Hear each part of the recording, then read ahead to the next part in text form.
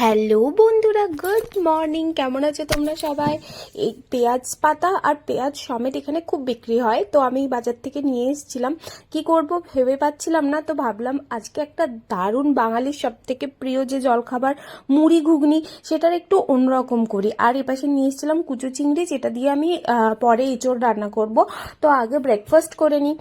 ওটার জন্য আমি পেঁয়াজটাকে কুচি কুচি পাতা সমেত কেটে তাতে দিলাম রসুন, আদা আর লাল লঙ্কা, যাতে লঙ্কাটা বুঝতে পারি সেই জন্য, নাহলে সবুজ সবুজ হয়ে যাবে।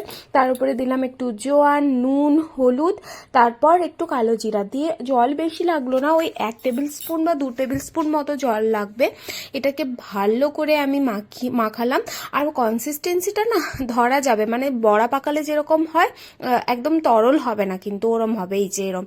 এরপর গরম গরম তেলে এটাকে ফ্রাই করলাম। আজকালকার দিনে ওটস মিল, ব্রেড বাটারের যুগে আমরা যেন ভুলেই গেছি এই সব খাবার, কিন্তু একদিন হলে মন্দ হয় না, তাতে যতই ক্যালোরি থাকুক। আবার বড়া ভাজা হয়ে গেছে, এরপর আমি এর উপরে আচারের যে তেলটা সেটা দিয়ে দেব। আমার তো আর স্কুলের কথা খুব মনে পড়ছে, আমরা স্কুলে এই খাবারটা প্রচুর খেতাম, সাথে ঘুগনি থাকতো, নাহলে বেগুনি থাকতো। আর একটা কাঁচা লঙ্কা নিয়েছি, একটু গাজর, ধনেপাতা, আর নিয়েছি শসা, দারুণ লাগছিল। আর সাথে 1 কাপ আদা চা না হলে কি চলে? এরপর দুপুরবেলার আবার রান্নার জোগাড় করতে হবে, কিন্তু চলো তার আগে এই যে মর্নিং এর যে ব্রেকফাস্টের টাইমটা, এটা এনজয় করি।